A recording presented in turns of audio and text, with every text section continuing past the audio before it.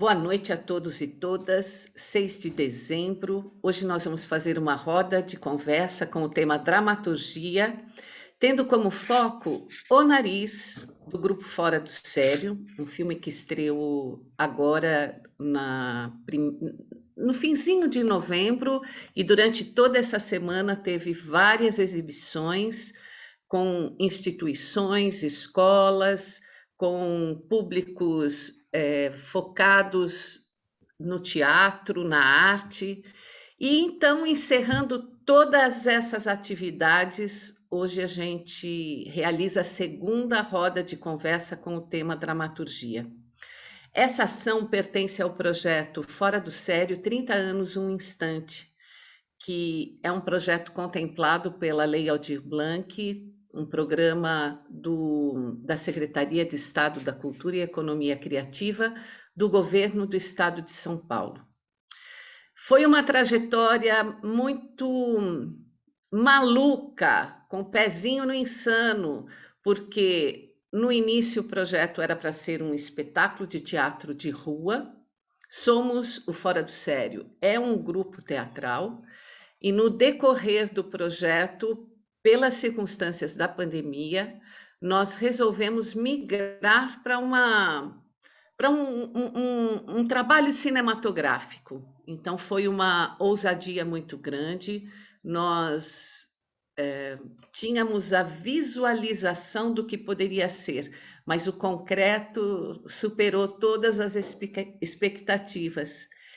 Mas, ao visualizar o resultado final, foi uma surpresa gratificante, um resultado que compensou todos os desafios e de certa forma, é um registro dos obstáculos vencidos. A gente está aqui hoje conversando com Jonas Golfeto, diretor do trabalho, também responsável pelo roteiro e adaptação cinematográfica. Ao longo, então, da conversa, nós que estamos presentes, fazemos as perguntas e os comentários. Boa noite, Jonas. Boa noite. Está com um pé lá e um pé aqui, um pé russo e um pé brasileiro, é isso? Você fala a conta, você precisou receber aí o espírito do Gogol para fazer a transposição? É bom, né? Eu não acredito muito em encarnações, mas é sempre bom levar isso na brincadeira como um espírito cômico presente na brincadeira de criar.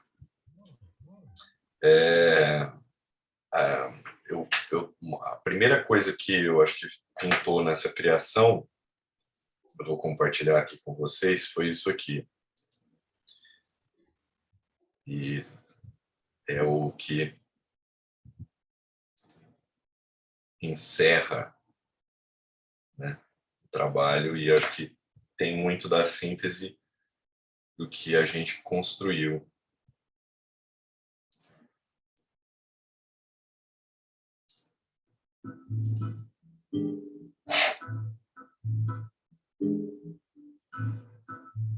Tá todo mundo ouvindo, não?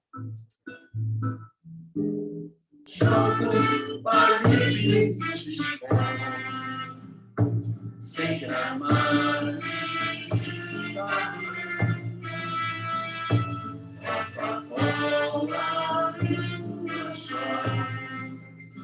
pra pescar frango, minha voz de Paris,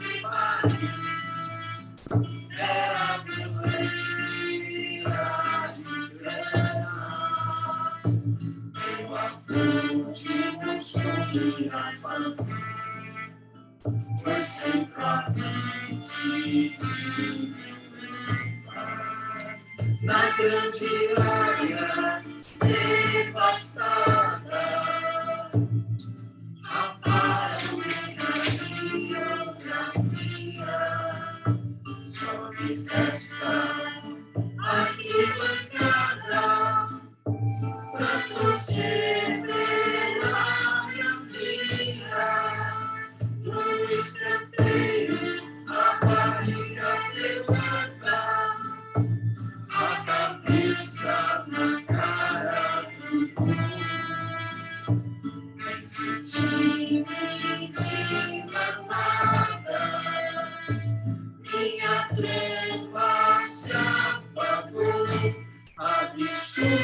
respirar pelo mundo de nariz. Sumindo. É preciso respirar, mesmo que não faça sentido. No escanteio, a barriga pelada, a cabeça na cara do gol. Nesse time de batalha, minha troa se apagou. Ao escolher respirar pelo mundo de nariz, sumindo. É preciso respirar, mesmo que não faça sentido. Absurdo é respirar pelo mundo de nariz, sumindo. É preciso respirar, mesmo que não faça sentido. Absurdo é respirar pelo mundo de sumindo. É preciso respirar, mesmo que não faça sentido. Absurdo é respirar pelo mundo de nariz, sumindo. É preciso respirar.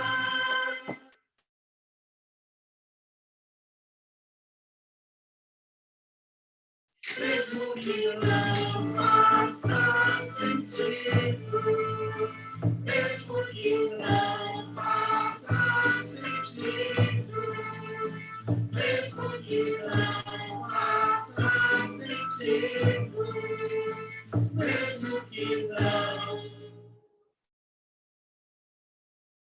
faça sentido.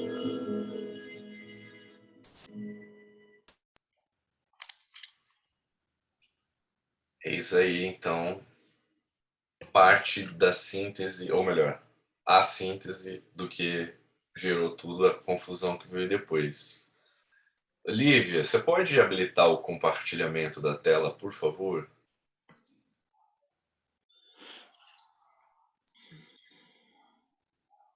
Foi? Prontinho, habilitado.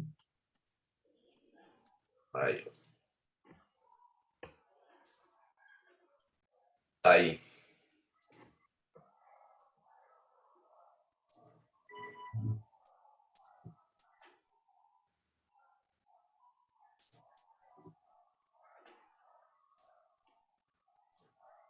E aqui a letra, né?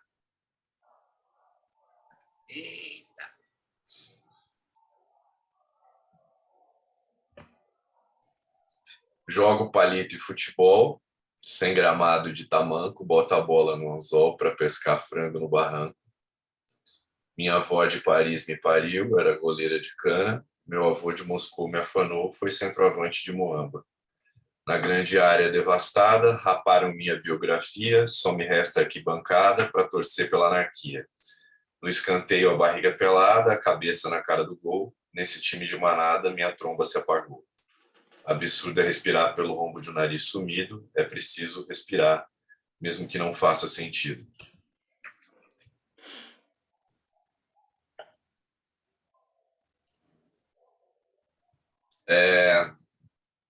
Uma das coisas mais bacanas de enveredar por algo que seja adaptar uma obra ou começar a criação dela é começar ou por fotografias, imagens, ou por, para mim, isso é uma coisa muito pessoal, ou por refrões ou versos, assim. Acho que eles conseguem conduzir uma certa poética que a gente busca, assim, e conduz a ideia para uma uma cosmologia. Quem usava muito isso essa palavra era o Abreu, Luiz Alberto Abreu, que é dramaturgo.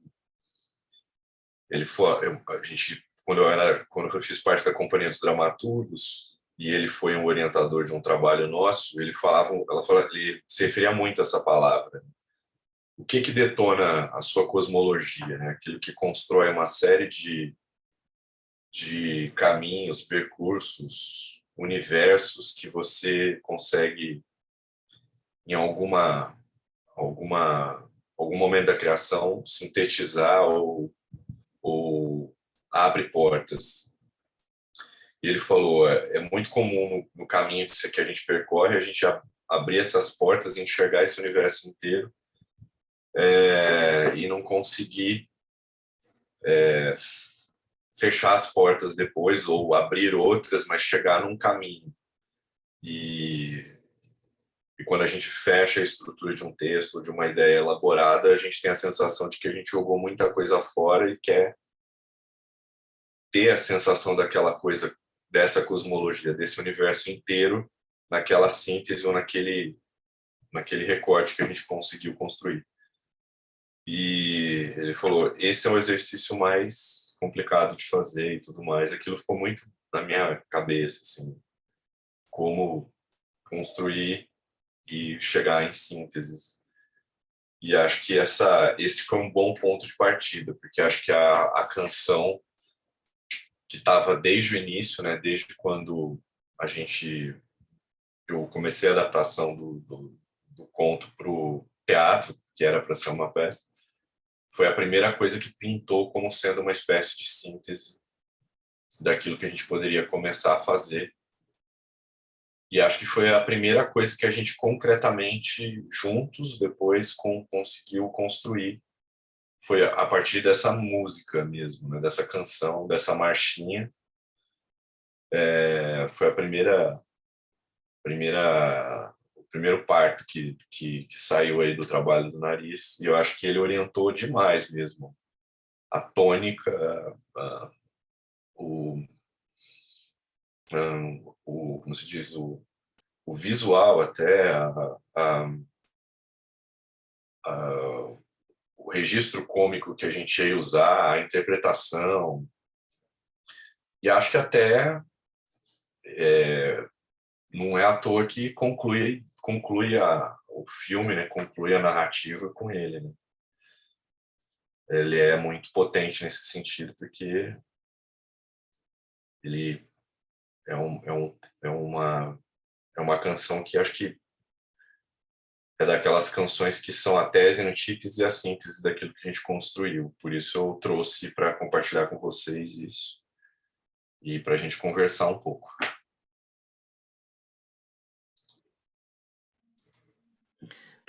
É importante dizer que essa letra é do Jonas Golfeto e que a melodia é do Tomás Feres, que integra o elenco de O Nariz. E continuando nessa conversa, Jonas, eu me lembro quando você trouxe a letra e num primeiro momento ela foi indecifrável, né? E quando o elenco sugeriu assim, vamos conversar sobre a letra, você deu um corte tão grande, você falou assim, não precisa explicar, não é? Não, claro que não, não. Mas ao longo de todo o trabalho, essa letra foi ganhando um sentido tão grande e cada ator foi se apropriando dela e o sentido foi nascendo como de uma forma tão clara que a gente falou assim, como é que nós não percebemos isso desde o começo, né? Está escrito, mas também não sei se cada um tem uma interpretação diferente ou se acaba sendo a mesma. De qualquer forma, o refrão ele é muito claro, né? Absurdo é respirar pelo rombo de um nariz sumido, é preciso respirar mesmo que não faça sentido. E isso parece que é uma lembrança assim diária, né? nos períodos que eventualmente possa se estar com maior dificuldade diante da vida e você fala, não, eu tenho que levantar e eu tenho que viver esse dia, né? Pelo menos isso me fica muito forte. Passei. Quem mais? Posso falar? Porque desde ontem acho que eu queria falar, né? Mas eu estava numa situação ali, né, de falta de sinal, e aí muitas coisas ficaram no ar ontem, né? O Jonas me deixa desesperada, né, nessas reuniões, assim, porque ele é uma cabeça incrível, né, assim, e é difícil acompanhar tanta racionalidade, né? Mas, ao mesmo tempo, ele surpreende, porque exatamente quando chega no trabalho, ele é puro corpo e pura ação absurda. E eu, ao invés de você, eu não tenho nenhum problema com ação absurda, né? Eu parece que aí eu me entendo, aí eu consigo compreender tudo, né? Quando vem assim, eu não me questiono o porquê, as sequências, e parece que aí eu tenho um entendimento da obra que talvez eu leve alguns meses para entender o que realmente. Oi, Vitor. Como uma criança, né, que às vezes ela vai chegando na obra de uma forma corporal, talvez eu chegue de uma forma corporal nas coisas, né? Mas me surpreende que o Jonas, com toda essa racionalidade, ele propõe uma dramaturgia muito corporal, no qual eu me identifico muito quando ele entra no processo prático, porque ele chega via corpo e ele constrói uma dramaturgia no qual ele não abstém a parte corporal. Quando você acha que é só racionalidade e que talvez eu não vá compreender muitas coisas, né? Ele entra por um outro lado também. E isso eu acho maravilhoso, Jonas, assim, um elogio. Tá? Vou desligar aqui, porque ele quer falar aqui comigo um pouquinho. Olha, eu vou emendar na Daísa. Tudo bem, gente? Tudo bom, Mica? Boa noite. Bom, já vou me desculpar em público também, que eu já me desculpei no grupo. Eu fiquei um pouquinho ausente desde a nossa estreia, não consegui por conta de outros compromissos, mas sempre estive de coração e alma com vocês, sempre, tá? Assisti 2 vezes, depois eu dou os meus feedbacks, os meus cumprimentos a vocês lá no PV.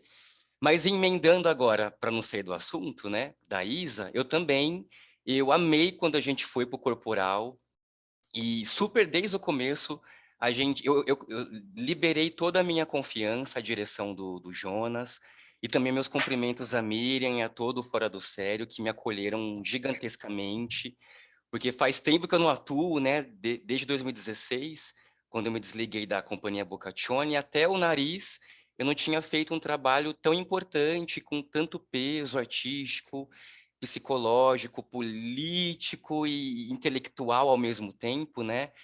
E desde o começo, como eu falei, eu estava super confiante em toda a dramaturgia, a direção, mas eu estava ansioso para esse momento do encontro, né? E a pandemia estava massacrando a gente lá no começo, né? E aí, quando a gente foi para as práticas, e a gente ficou semanas numa mesma cena, mas que foi muito gostoso fazer, né, para desenvolver ela, e foi aí que realmente foi ganhando corpo, cabeça, nariz sai, nariz volta, né? A gente farejando todas as pistas, porque o Jonas é um diretor que ele fala uma coisinha, a gente tem que ir atrás da pista, né? E foi muito gostoso para mim ir atrás dessa pista corporal, essa pista intelectual, né? Sem questionar tanto e mais confiando. Então, obrigado, Jonas, pelo personagem, pela comunicação. Me senti 100% ator, artista nesse projeto. Obrigado a todos vocês.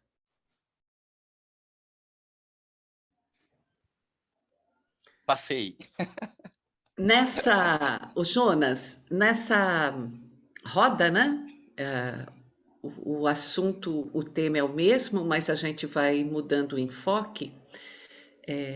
Eu queria fazer uma pergunta, porque nós estamos com esse trabalho no reino do fantástico, do absurdo,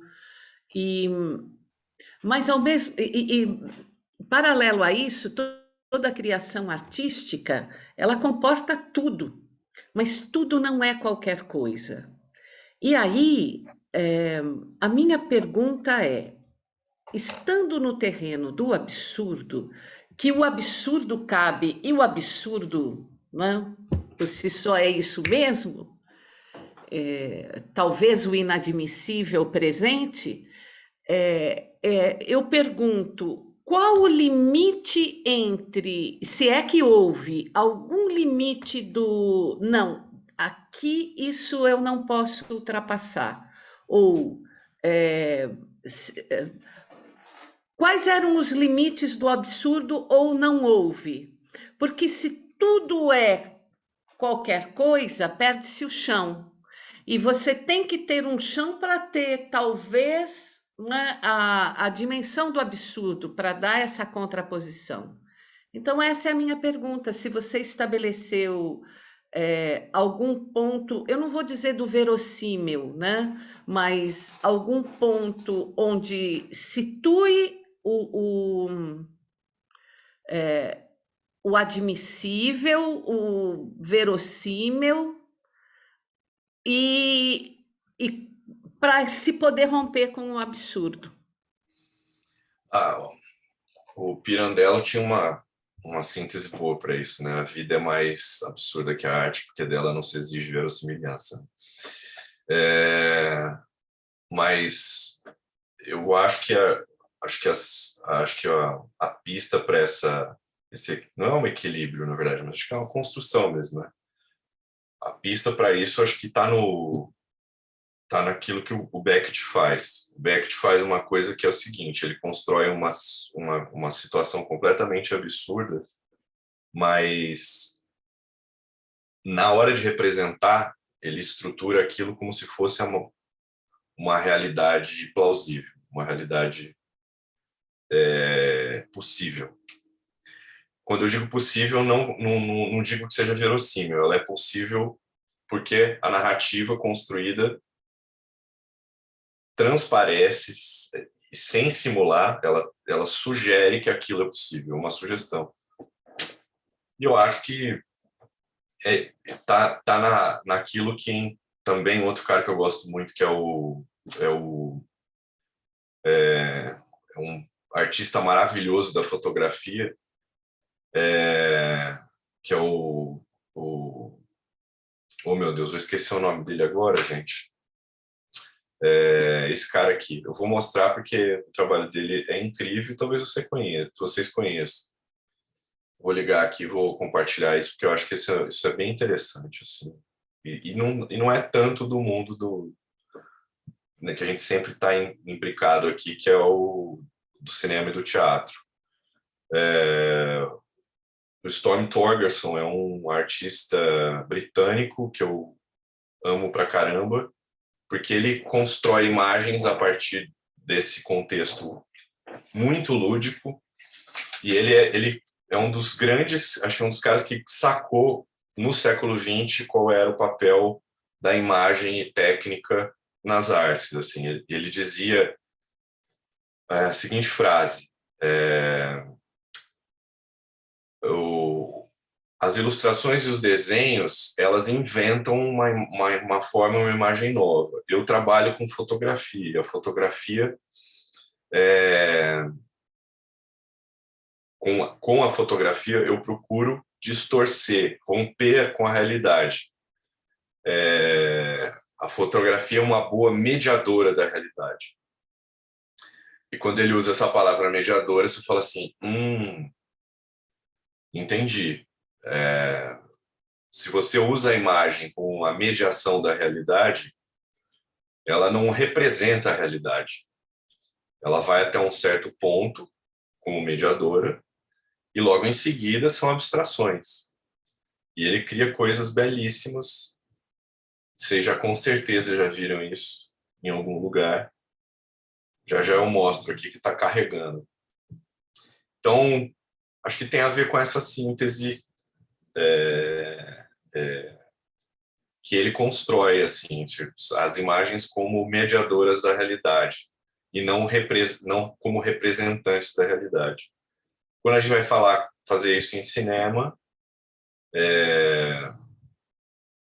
obviamente que a sintaxe que a gente criou é bastante absurda, mas elas conseguem mediar a realidade que a gente vive atualmente. Tem muito da contemporaneidade e do momento presente, assim, né? Do que a gente criou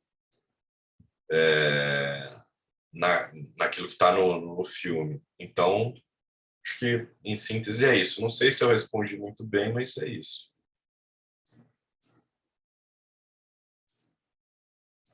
Enquanto espera aí a fotografia, eu tenho me atentado muito todas as vezes que eu falo, mas isso é um absurdo, porque a gente fala muito isso, e os absurdos estão andando aí na nossa frente de uma forma escabrosa, né?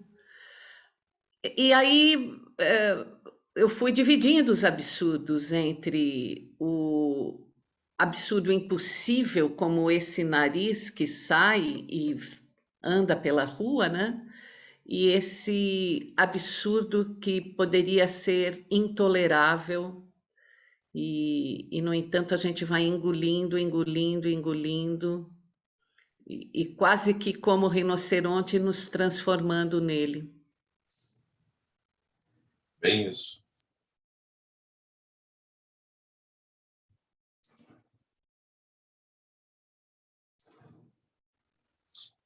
Alguém quer falar e comentar o que a Miriam colocou? Me lembrou um texto, você que gosta muito da Marina Colasanti, né? A gente vai se acostumando, né? E é muito interessante, porque a gente se acostuma a tudo, né? Até a nadar em mar podre, e ela vai indo embora, né?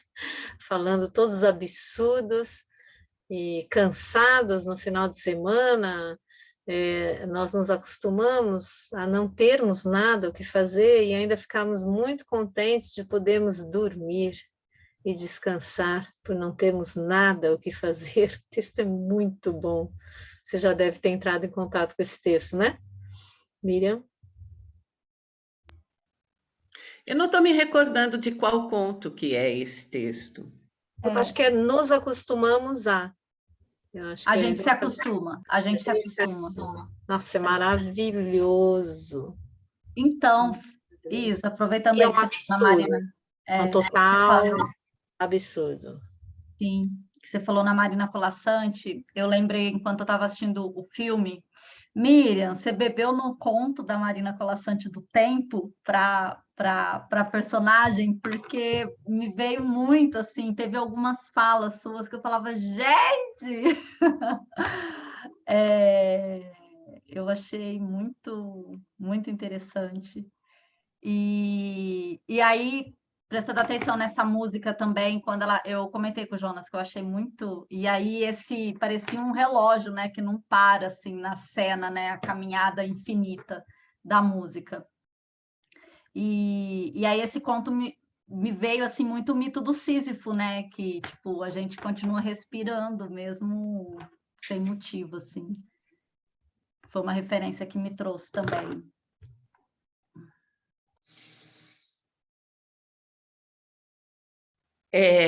Ju, eu sei que você já conversou com o Jonas, mas como nós não partilhamos do diálogo de vocês dois, se você puder trazer aqui para o grupo, é bem legal.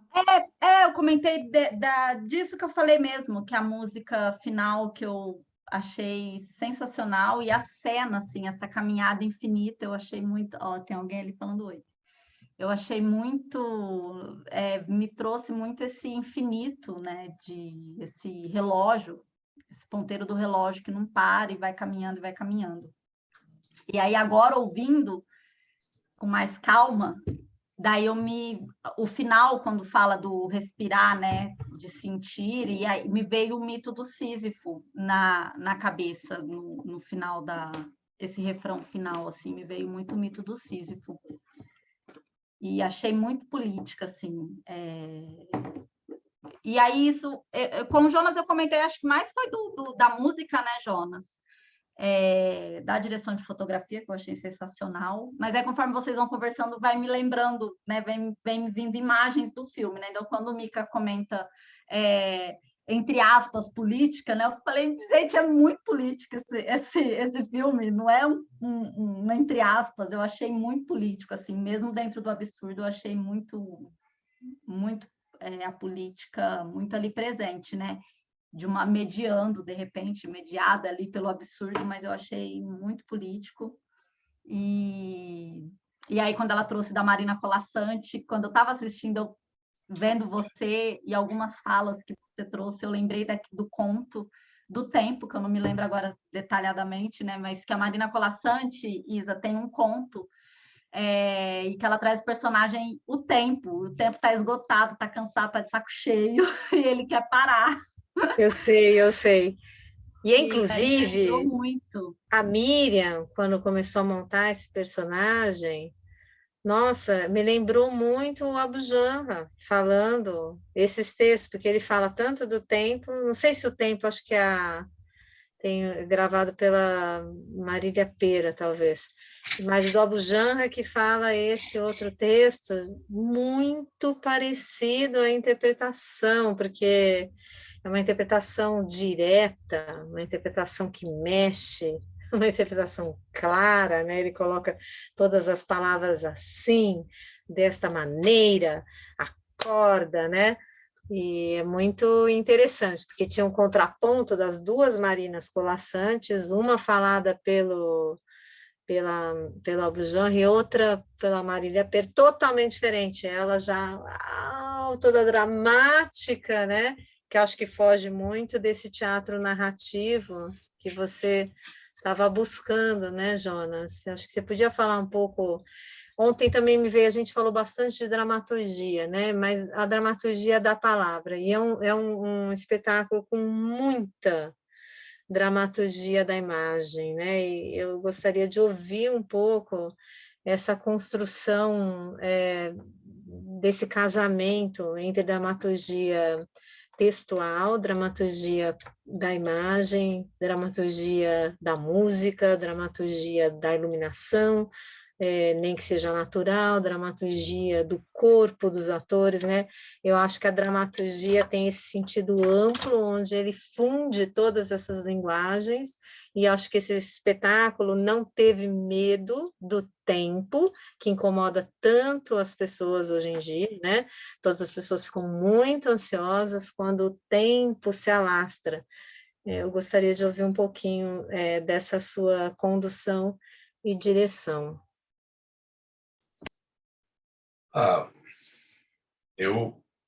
Essa pergunta fizeram recentemente, assim, eu não lembro quem que fez.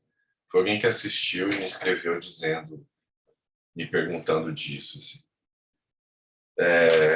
Não, lembrei quem que foi. Inclusive, tem uma pergunta que foi enviada, que eu vou fazer assim, foi essa pessoa que fez.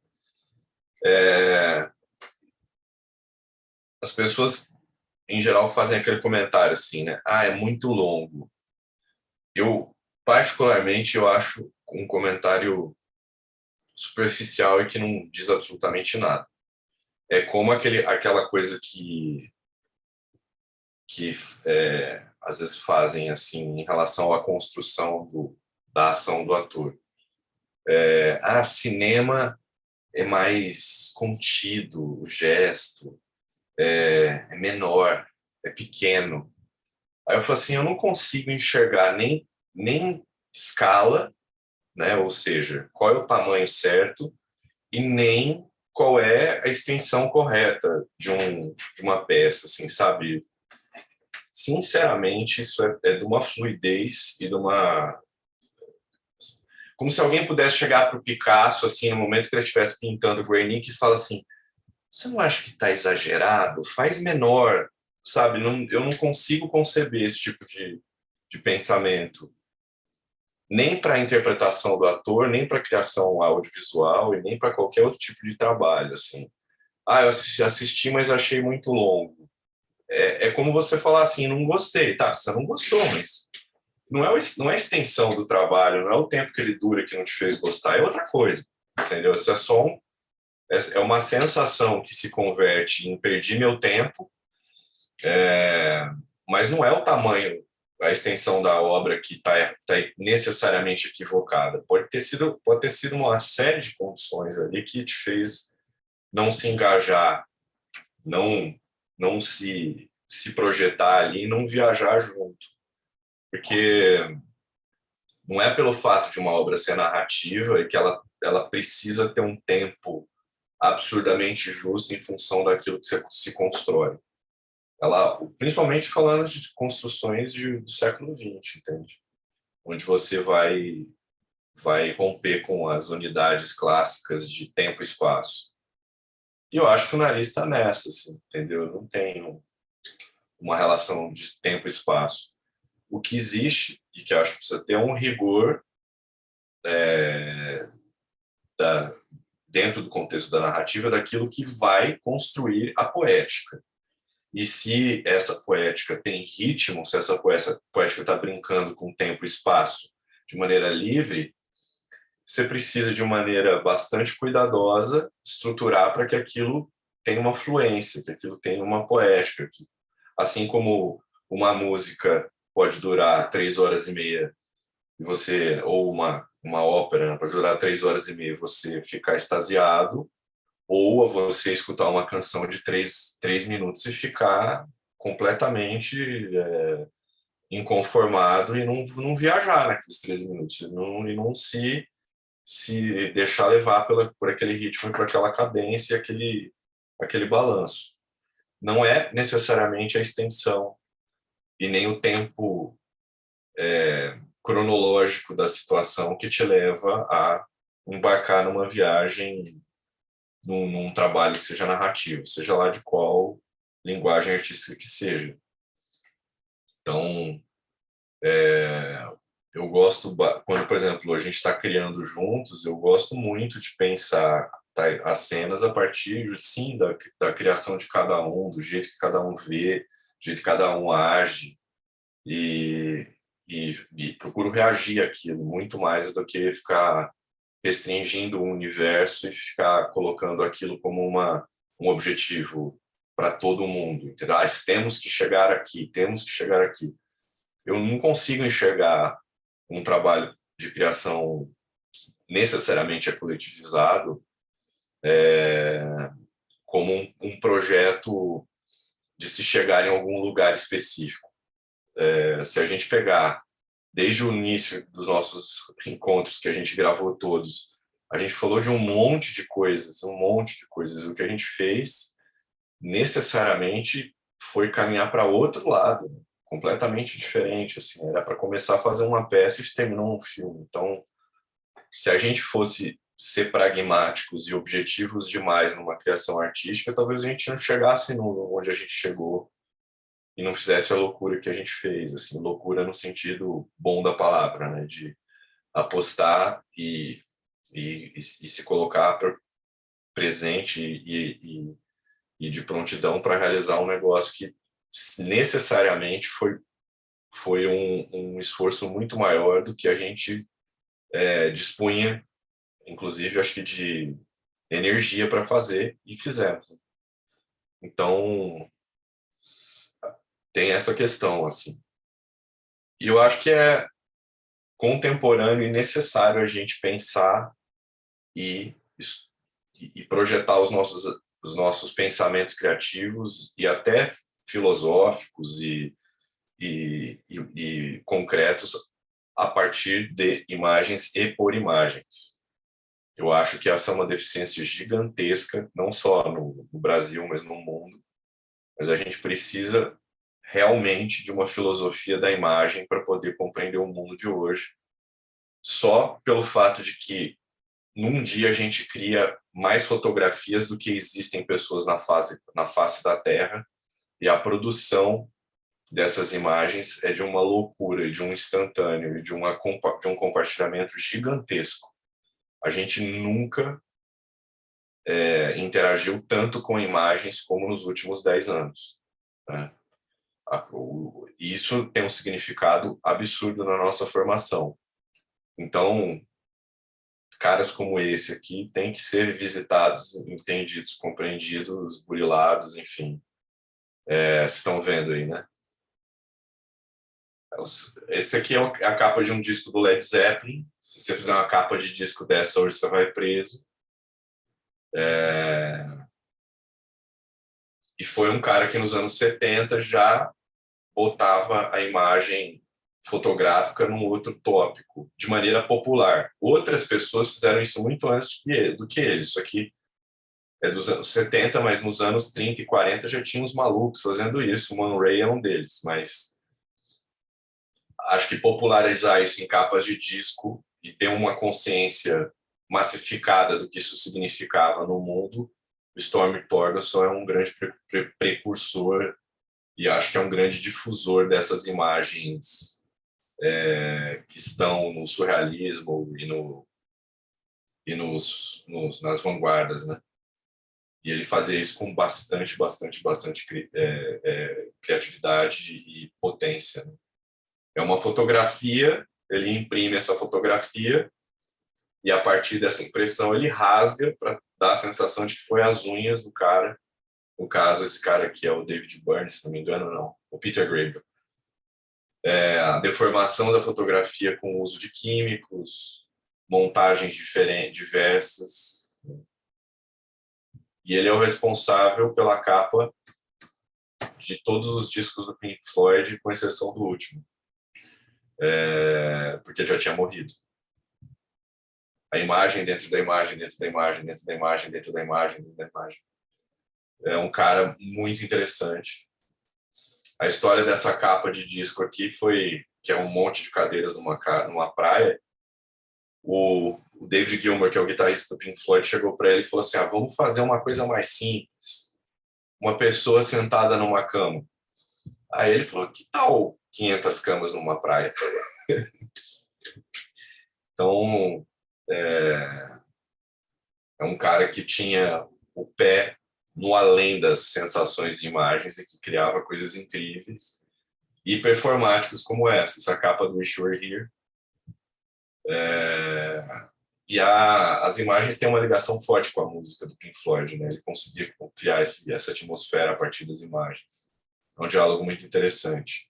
E é dele a frase que eu falei para vocês aqui, né? Eu gosto de fotografia porque ela é uma mediação da realidade, ao contrário do desenho que é irreal. Eu gosto de bagunçar a realidade, entortar a realidade. Algumas das minhas obras clamam pela questão: isso é real ou não? Só como uma analogia, um exemplo aí do que acho que a gente construiu com o nariz, tem a ver com isso que o Storm Thorgerson fez com a música e o endereçamento dela em relação ao que o Pink Floyd construía com a música. Então, é uma relação bastante interessante, análoga que a gente fez, porque também lidou com a ideia de imagem, música, som e absurdo, né? A imagem como mediadora da realidade de um absurdo abstrato, uma criação coletiva, enfim. Esse foi um dos estímulos que você jogou, né, durante o processo de criação. Muito interessante, assim. Agora você colocou até outras imagens, né? E a outra que essa questão da repetição ficou muito forte, né?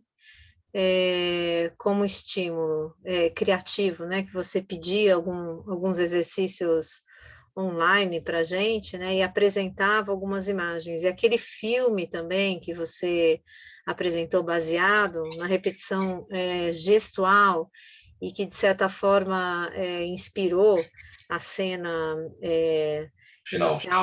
inicial, né? Inicial também. Inicial. Não, mais a inicial mesmo, né? A repetição e o acúmulo de ações físicas, bastante interessante. Você chegou a trazer hoje ou não? Porque aquilo foi tão incrível.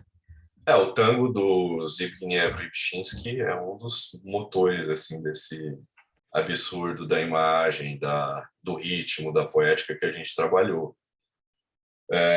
Mas acho que é para os dois. Para a última cena também é totalmente Ripchinsky aquilo. Tem uma outra criação dele que eu acho que eu não compartilhei com vocês, que é um caminho infinito, assim. E com outra temática, outra poética, outras imagens. Mas ele é outro cara que acho que foi um grande estímulo para esse trabalho, sem dúvida, sem dúvida. E tem esse conteúdo, esse contexto rítmico e abstrato da imagem, algo que fica entre a dança e a cena contemporânea de cinema ou teatro, enfim. Mas ele consegue construir essa poética que extravasa assim, as linearidades, né? Quando ele cria esse ciclo que se repete, que vai ampliando as imagens, que vai tendo um ritmo, que vai tendo e tem um rigor, né? Tem um rigor do tempo ali acontecendo. Ele te causa muito mais sensações desse abstrato, desse absurdo que a gente estava buscando, do que a gente conseguiria fazer como o Beckett faz numa peça de teatro, que vai para um caminho mais existencial, né? Então, ele é mais o caminho que a gente buscou, sem dúvida, do que, por exemplo, o próprio teatro absurdo, né?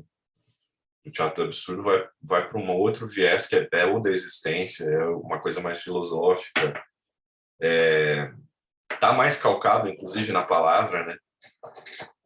Mesmo Beckett, mesmo Beckett, não, Beckett eu já falei, mesmo o Rinoceronte, o Ionesco, tá muito mais calcado na ideia de a imagem que a palavra produz do que em si a imagem.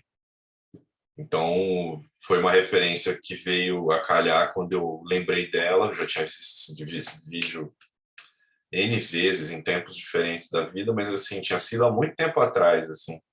Aí quando a gente estava conversando de fazer isso virar cinema, me veio ele como uma referência, assim. E é louco, recentemente a Ana Botosso lá na Companhia de Danças de Diadema, ela pegou esse mesmo vídeo e montou um espetáculo em cima desse vídeo, assim. É louco, né? Como As conexões, né? Essas miragens acontecem simultaneamente na nossa cabeça, assim. A pandemia provocou meio que essa sensação de um tempo que não é linear e que está fora do tempo cronológico, e essa sensação veio muito, né? Assim, eu, por exemplo, eu perdi a memória de várias coisas que aconteceu nesse tempo aí de 2020, 2021, assim. Eu não sei vocês, mas eu tenho a sensação de que as coisas que eu vivi em 2018 e 2019 estão mais presentes na minha memória e que o que eu vivi em 2020 e 2021 faz muito tempo, assim. É uma sensação meio não linear e meio abstrata, assim, de não ter referencial do tempo cronológico da vida, de coisas que eu acho que aconteceram muito tempo atrás e, na verdade, elas aconteceram mais recentemente do que outras que eu lembro com mais vivacidade. É muito louco isso para mim. Quando você fala do teatro do absurdo, né? Eu andei estudando no ano passado bastante o teatro do absurdo, né? E vi que é uma linguagem assim extremamente ampla, né? Ele tem várias formas de manifestação. Desde o existencialismo pós-guerra, né, que era gerado pelo pós-guerra, até outros tipos de manifestações do absurdo, e muitas também não ligadas à palavra, né? Mesmo Beckett, que é super existencialista ligado à palavra, ele tem o ato sem palavra, que é todo baseado em repetições gestuais e muito similar a nossa pesquisa, né? Então, só essa observação aí. Ele tem, aí que tá, né? Ele tem peças que são só rubricas, né?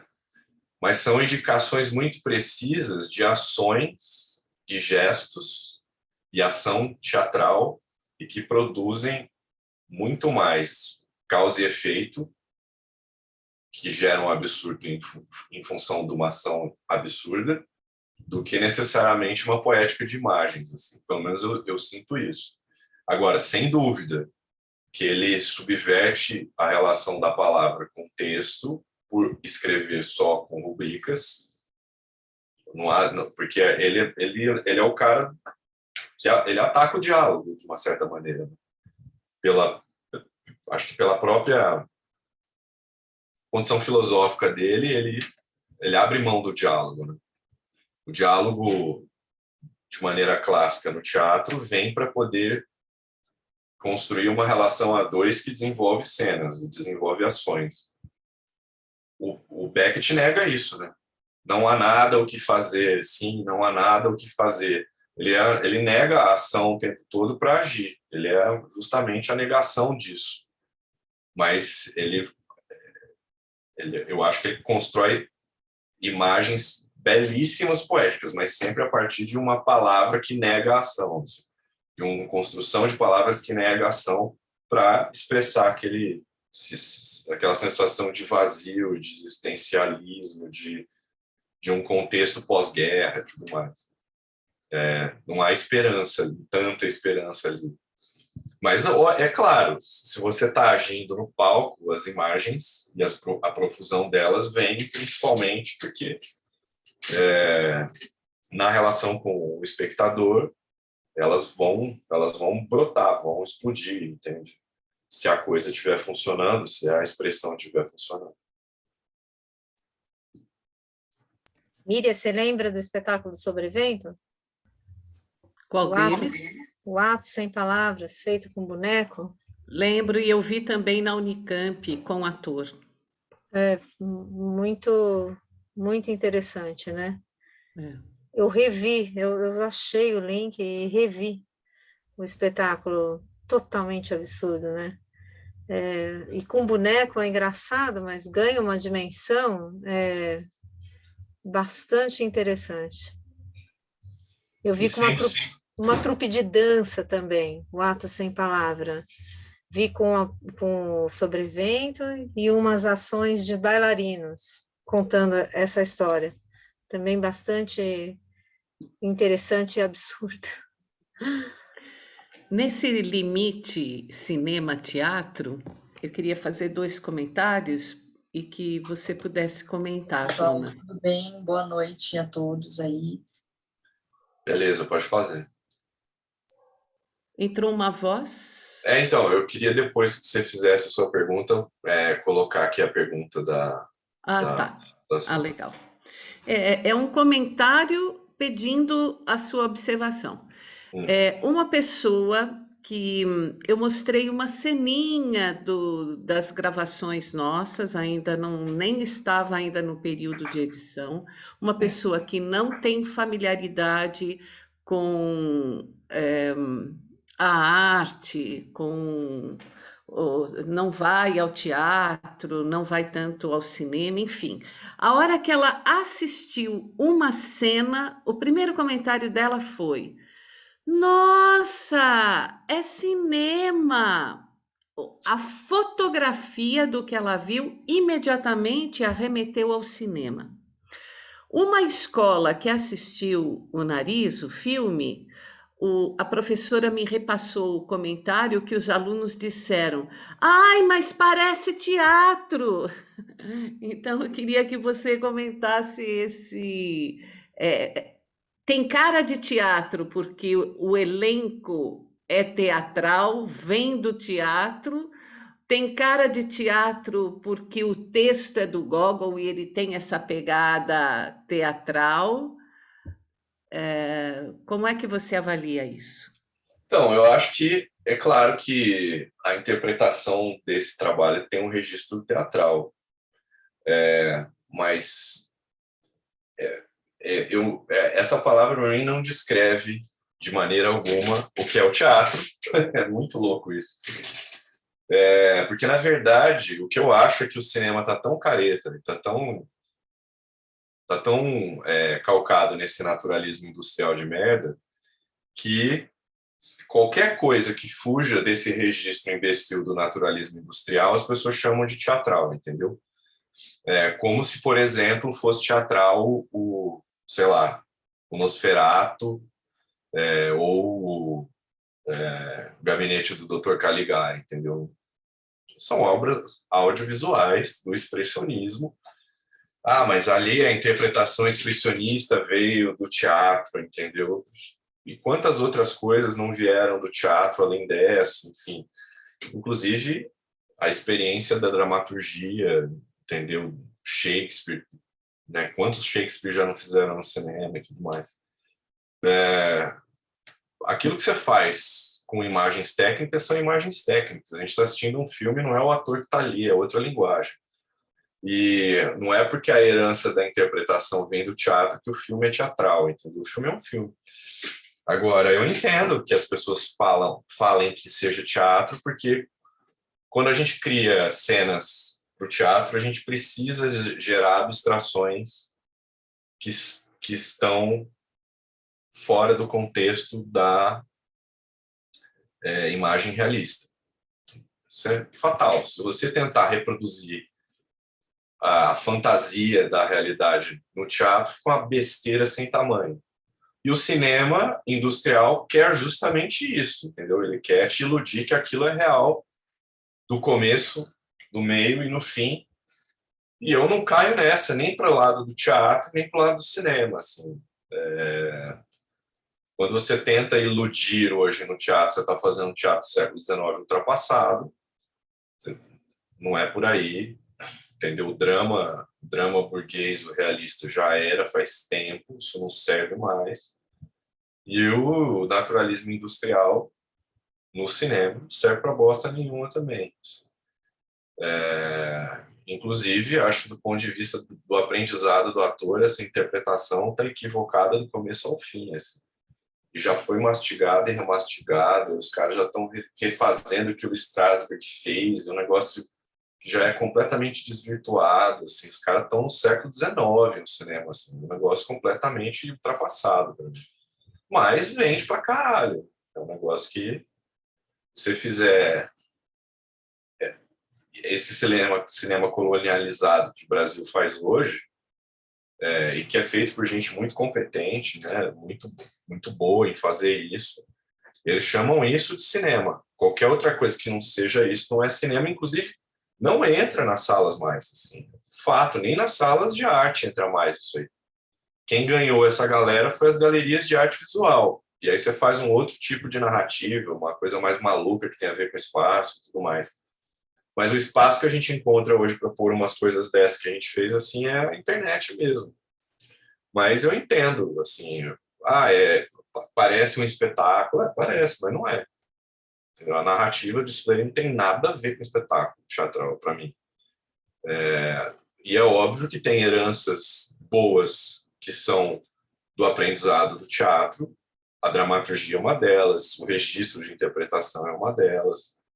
Agora, não dá para dizer que é teatro filmado também, entendeu? Se falar que é teatro filmado, está completamente equivocado. Tem vários bons truques ali de cinema.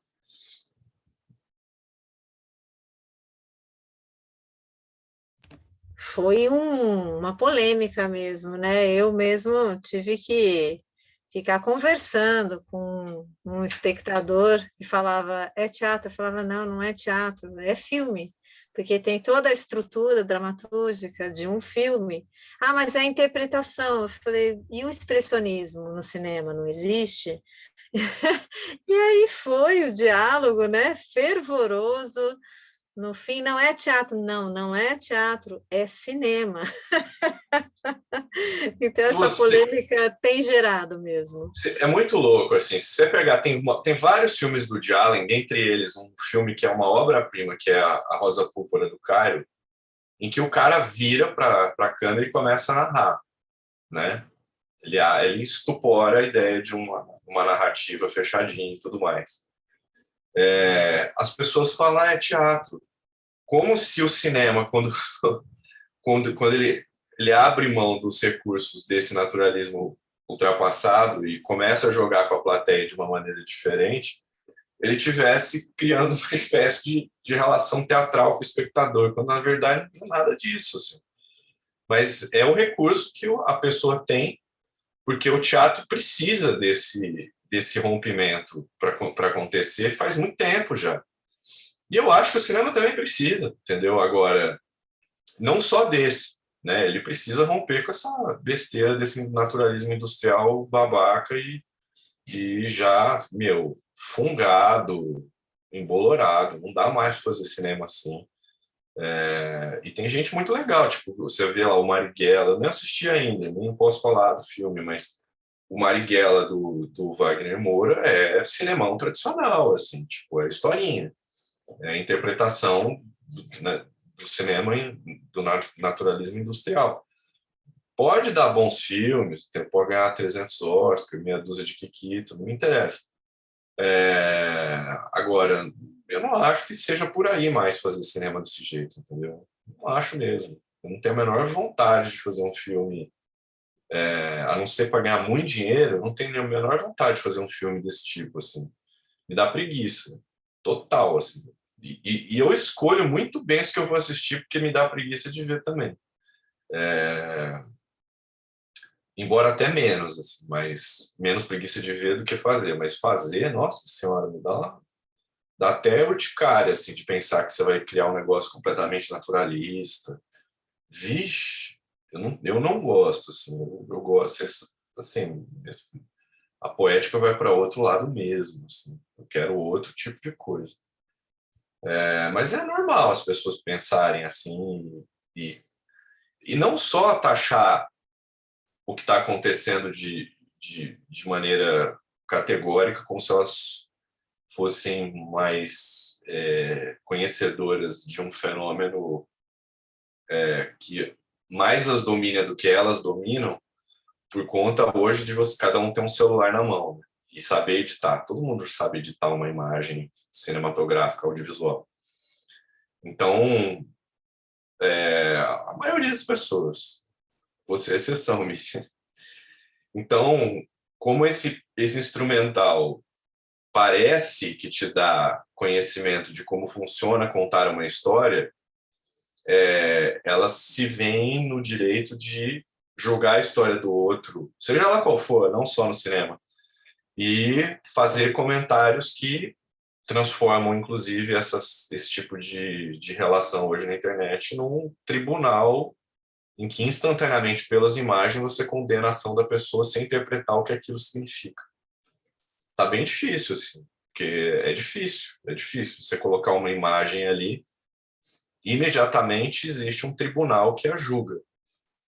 E, muitas das vezes, esse tribunal, que é feito por um monte de pessoas que não interpretam bem a imagem, condena coisas interessantíssimas e coloca nos trend topics outras besteiras que não têm sentido nenhum. Você ia falar, Adri? Não? Vou pôr aqui a pergunta da Suelen, atriz daqui de Ribeirão, que acho que trabalhou com vocês aí no Cornucópia, ela me falou. Aí ela falou, não vou poder... com ela num documentário que em breve deve estrear. Aquele lá da Freira. Isso. É isso? Legal. Aí ela assistiu, fez uns comentários e ela me fez essa pergunta do tempo, assim. Falou assim, porque tem essa coisa do tempo que vocês colocaram no filme e tudo mais, e a gente fez um trabalho recentemente, eu fiz um trabalho recentemente que me falaram, não sei qual foi o trabalho, tá? Mas ela falou assim, acho que um trabalho pessoal, de performance, sei lá. Eu falei assim, o tempo é longo, o que você acha disso, da coisa de tempo? Aí eu respondi o que eu acabei de falar aqui, essa questão de escala e tempo narrativo, entende? Mas vamos ver o que ela pergunta aqui, porque eu confesso que eu não ouvi ainda. Vou dar play, tá? Vê se dá para ouvir, gente. Eu não vou poder participar, infelizmente, do bate-papo, mas eu queria deixar aqui uma pergunta. Meu nome é Suelen Tica, né, primeiramente, e eu queria dizer que eu gostei muito do trabalho de vocês. Eu achei ele absurdamente interessantíssimo. Ele me tocou muito, porque ele traz muito essa coisa da metáfora, né? E isso é extremamente interessante, né? Partindo do princípio que quando se fala em audiovisual, assim, as experiências são geralmente realistas e contando, né, coisas que são mais para esse lugar. Então, para mim, foi muito delicioso, assim, ter esse vislumbre metafórico que me deixou muito intrigada. Inclusive, eu queria ver de novo, né, esse vídeo, porque eu acho que eu perdi alguns detalhes. O meu TDAH, ele me faz viajar e acho que assistir uma peça pelo celular é um desafio também, né? Então, acho que considerando que se eu tivesse visto no cinema, eu teria talvez uma experiência diferente, mas eu gostaria muito de poder assistir de novo para ver os detalhes de texto e, enfim, algumas coisas que eu devo ter perdido. Mas, de maneira geral, é um lugar muito delicioso, né? Você poder interpretar as metáforas e você ir criando e construindo e não sabendo o que vai acontecer, que eu acho que é o mais louco, assim, a gente fica imaginando, a gente espera, né? A gente espera que ele vá achar o nariz, mas, de uma certa forma, a gente fica esperando os acontecimentos, né? O que vai acontecer antes dele achar esse nariz, o que é o nariz, a gente meio que fica esperando essa resposta, né? Oh, meu Deus, me expliquem, pelo amor de Deus, me dê um significado do que é o nariz, assim. Embora eu, né, tenha tido a minha interpretação do que é o nariz, e é muito, muito legal, assim, essa experiência. E aí eu queria fazer uma pergunta sobre essa questão de escolha mesmo de texto, né? Como é que foi feito e decidido a escolha desse texto, que é um texto muito louco, assim, e como é que vocês consideraram como isso ia chegar para o público, né? Considerando talvez que o público, de forma geral, assim, ele é um público variado, assim, numa bagagem cultural, e vocês, como é que foi isso para vocês? Se vocês consideraram talvez que algumas pessoas não fossem entender absolutamente nada e outras pessoas fossem entender tudo, vocês consideraram isso? Isso foi uma questão para vocês, assim, um medo, uma preocupação? Então, acho que essa é a minha pergunta, tá bom? Um beijo, obrigada.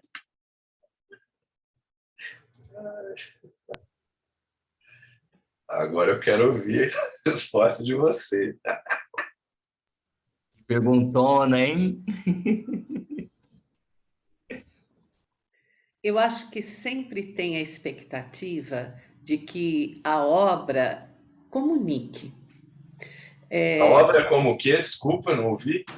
Comunique, se Comunique. expresse, comunique, chegue na outra ponta. O que a pessoa vai fazer na outra ponta, não importa se ela odeia, se ela cospe, se ela ama, se ela abraça, mas há alguma conexão, né? Não importa qual. Quando nada chega, nada resvala, nada toca, para mim é um pouco frustrante. Assim, a incomunicabilidade, o indecifrável, colocar o artista num mundo inacessível, isso para mim é um incômodo muito ruim. Mas trabalhamos de obra em obra, né? Então, não tem como retroagir. O nariz está posto. Nesse aspecto, né, a gente estava falando muito de teatro de rua no início do projeto, né? E se ele não comunica, se ele não resvala, as pessoas vão embora e pronto, e passam. E nesse meio de comunicação é igual, né? Se não comunica, não resvala, ó, e você vai embora, né? Achando alguns elos comuns, né? Mas eu acho que sinceramente, pessoalmente, e pelos comentários de muitos amigos que assistiram, toca muito, comunica muito, incomoda, é uma obra que incomoda. Incomoda porque as pessoas não estão mais acostumadas com a dramaturgia do absurdo, né? a gente quer uma linearidade, a gente quer uma explicação racional do mundo, e a gente quer que as coisas aconteçam numa velocidade muito rápida. Talvez aí o questionamento do tempo, né?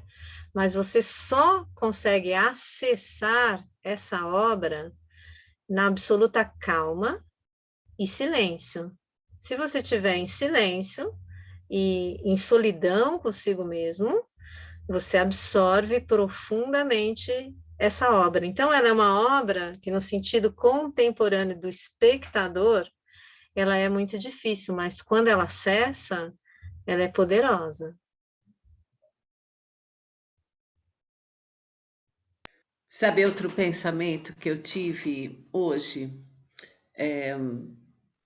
Eu fiz um paralelo com a trajetória do herói, né? Porque toda a trajetória do herói é passar por um monte de dificuldade, a caminhada incessante em busca do seu objetivo. E finalmente, quando ele vence tudo e conquista, ele retorna transformado. Mas o nosso herói Mikhail Escapuliu Narisin, ele não se transforma. Ele passa por toda aquela trajetória, aquela busca incessante, aquela loucura, aquele desespero. Por algum motivo o nariz volta, por algum motivo o nariz adere, né? Esses degraus eu acho muito importante na narrativa. E assim que o nariz volta, o comentário é: e Mikhail Escapuliu Narisin continuou como se nada tivesse acontecido. E como se nada tivesse acontecido, o nariz também estava lá de volta, né? Isso me pega. E isso remete ao absurdo. Porque se fosse a trajetória do herói, haveria uma transformação de personagem. Haveria um recolocar-se na vida, uma modificação interior, né? E aí o paralelo da busca, quer seja da identidade ou de uma conquista de um valor muito grande, ou de um vencimento de um obstáculo intransponível, esfarela. Mas aí é muito contemporâneo, Miriam, porque nós acabamos de passar, acabamos não, estamos imersos, mas atravessamos um período de isolamento, de pandemia, e quando você retorna à sociedade, todos os nossos anti-heróis, é como se não tivesse acontecido nada. E isso é chocante. Isso revela a total falta de sensibilidade e interioridade da sociedade contemporânea.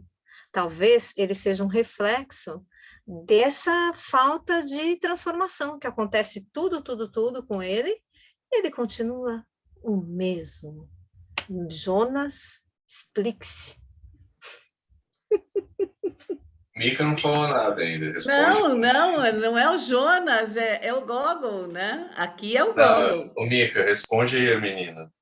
Qual que é o seu ponto de vista? É difícil. Adriana também, essa eu quero escutar todo mundo. A Adri tem uma trajetória incrível também como produção no nariz, né?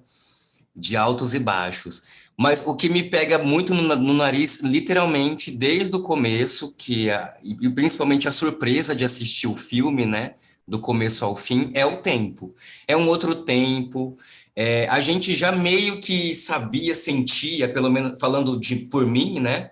Eu sentia que esse tempo ia ser falado, né? E foi dito, né? As pessoas estão falando do tempo. Nossa, uma hora tá aqui no meio do mato, no meio do nada, de repente tá com a cidade de fundo, né?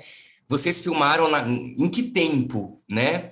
E explicando que foi no tempo da seca, dessa poluição gigantesca, no meio da pandemia, e que o nariz também tem um tempo, né? O André tem esse tempo da trajetória, de caminhar, a Miriam indo atrás dele com o metrônomo, né?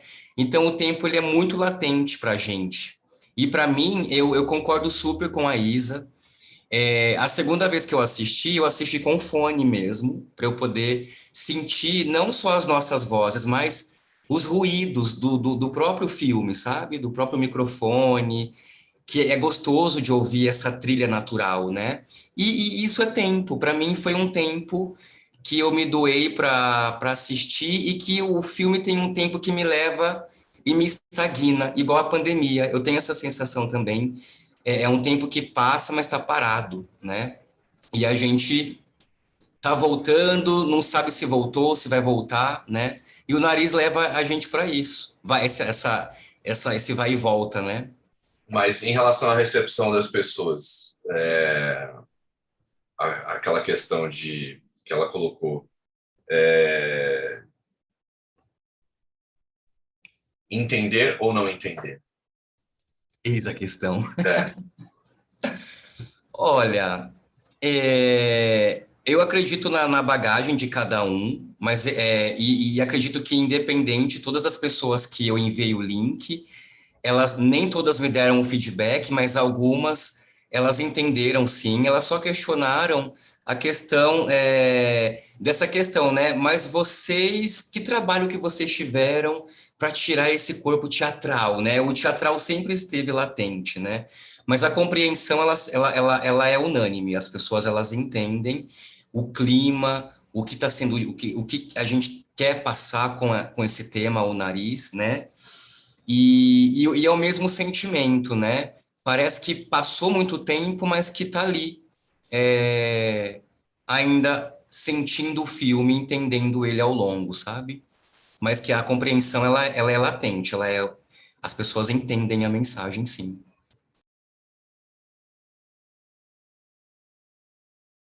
Dri, você agora.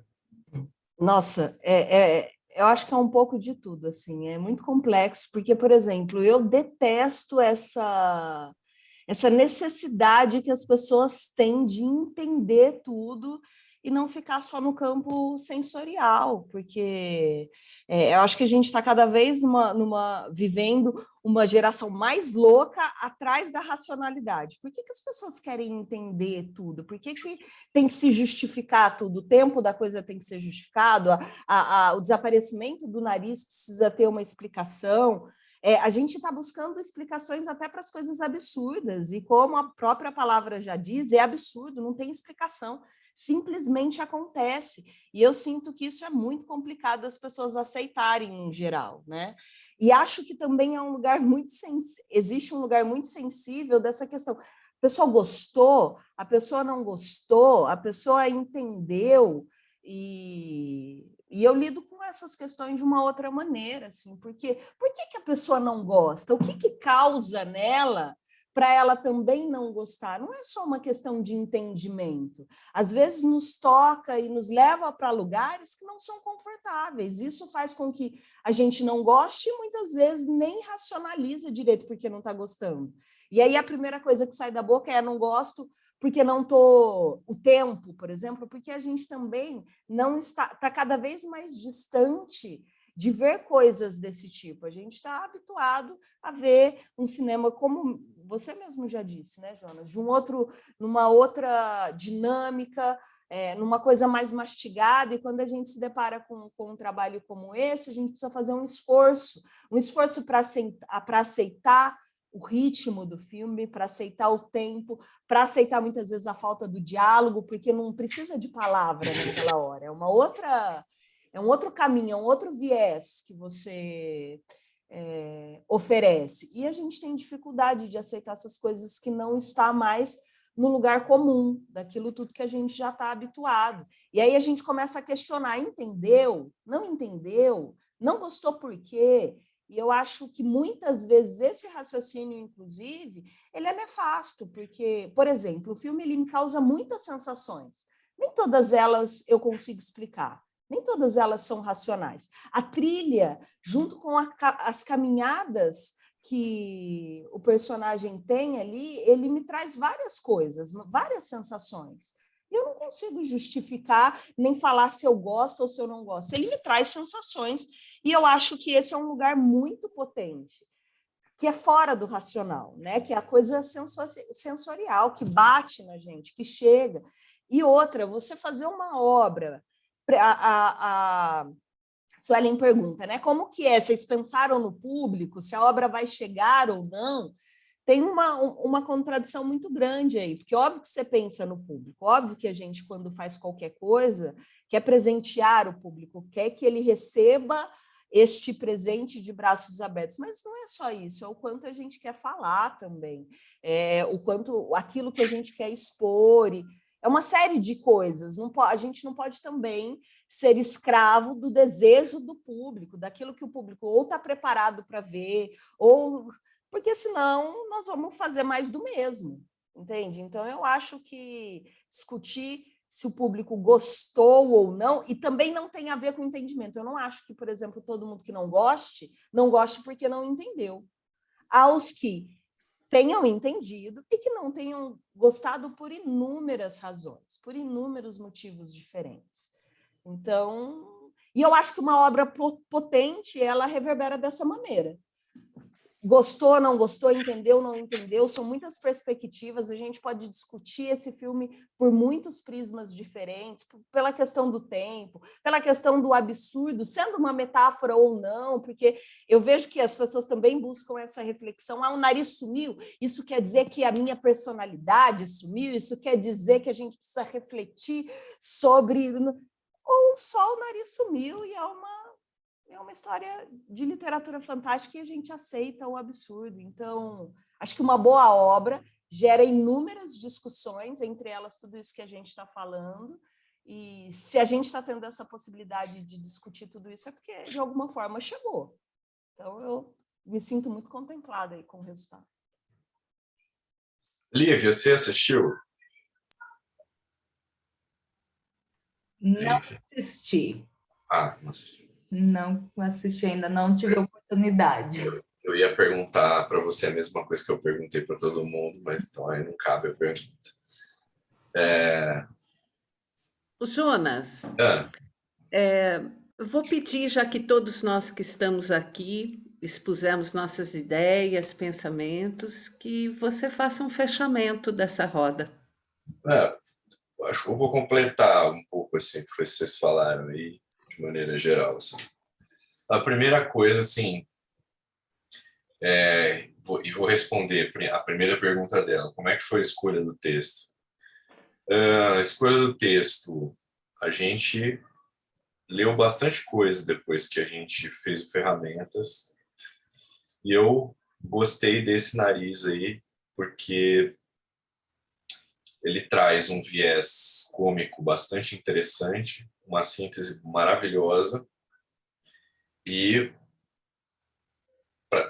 como uma provocação contemporânea de linguagem, ele traz essa questão que vocês colocaram aí. Não tem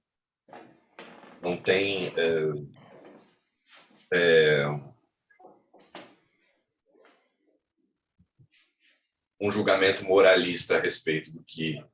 Geralmente a comédia serve para uma espécie de recorte moralista, né?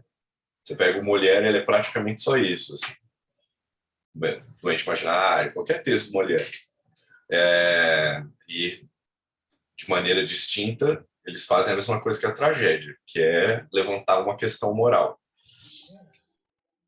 E uma das coisas que me sensibiliza nesse texto é isso, entende?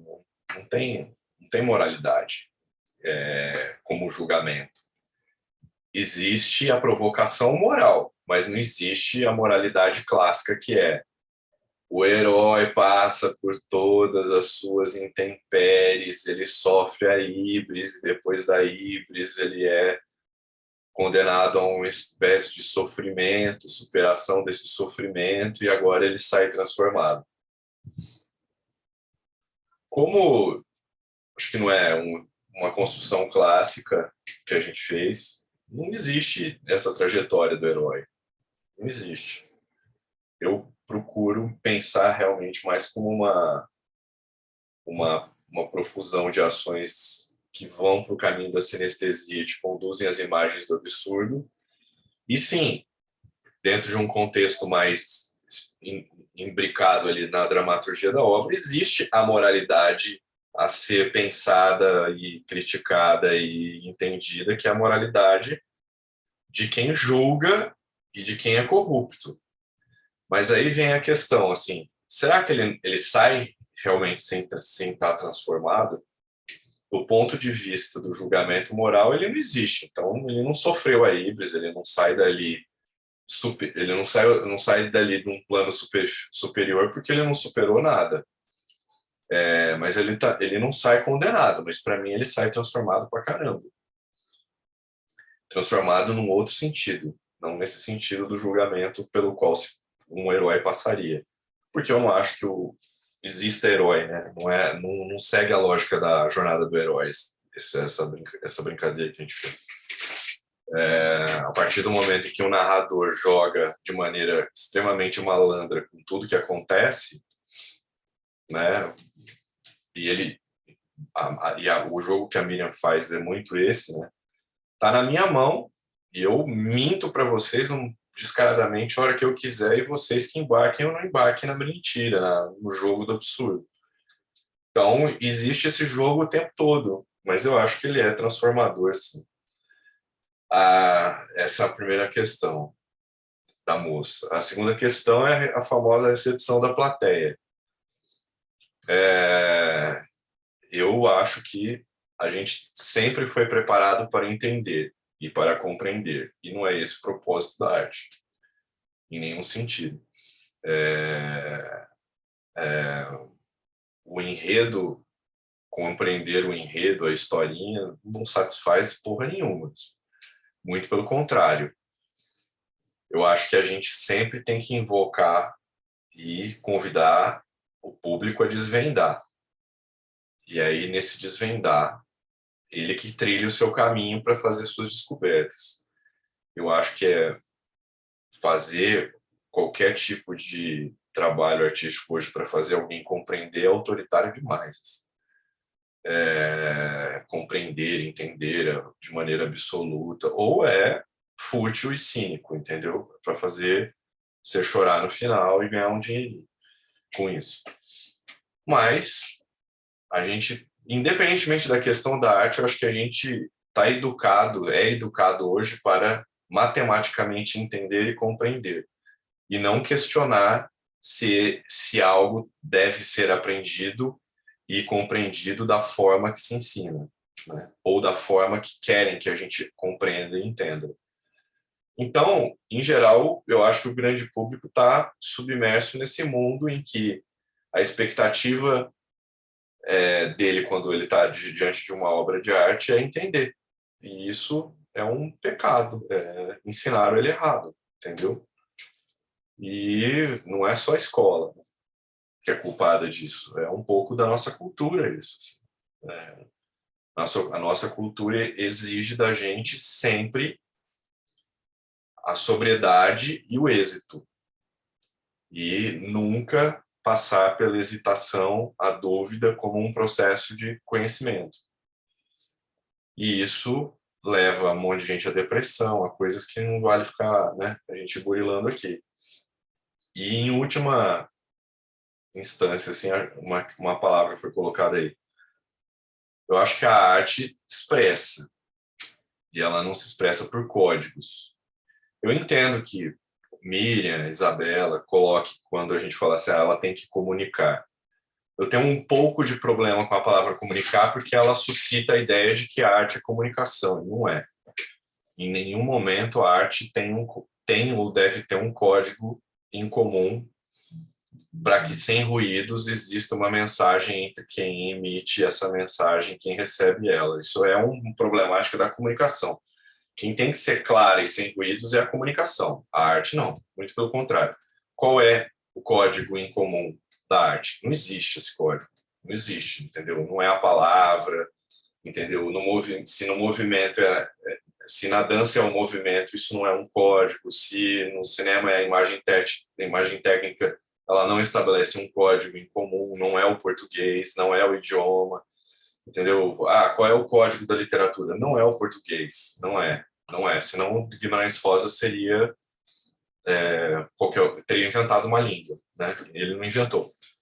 Então, eu acho que o que a gente faz é uma provocação por meio da arte que constrói, sim, um discurso, e esse discurso as pessoas procuram interagir com ele de variadas maneiras possíveis.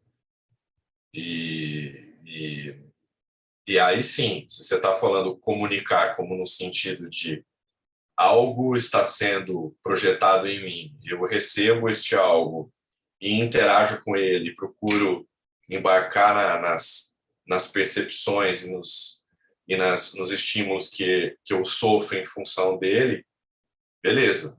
Entendeu? A arte tem que fazer isso, ela tem que provocar você sensorialmente de alguma maneira. Se você não sente e não se prepara para isso, e eu acho que aí vem a questão, a gente precisa estar treinado e estar preparado para isso, e não treinam a gente para isso. Você não vai se sensibilizar. É simples assim. E eu acho que, infelizmente, grande parte do público hoje não está preparado para essa sensibilização. E assim como para você fazer um polichinelo, você tem que ter um certo aquecimento depois de uma certa idade, porque senão você vai estrupiar suas costas, você tem que se preparar na vida em algum momento para estar preparado. Você tem que se preparar para criar um estado em que aquilo que for projetado para você no momento em que esse encontro da arte vai acontecer, você tem que estar livre dessas arestas da vida para receber e para se sentir sensibilizado. Infelizmente, boa parte do que a gente aprende é no sentido contrário disso, é para colocar uma série de travas, arestas, grades na sua frente para se proteger da provocação que a arte faz. E aí está fudido, entendeu?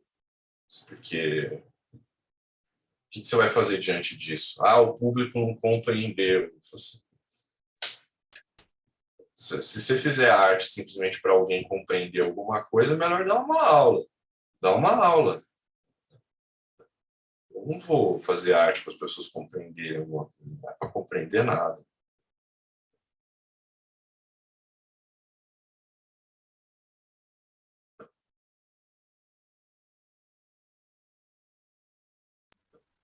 Finalizou? Uhum.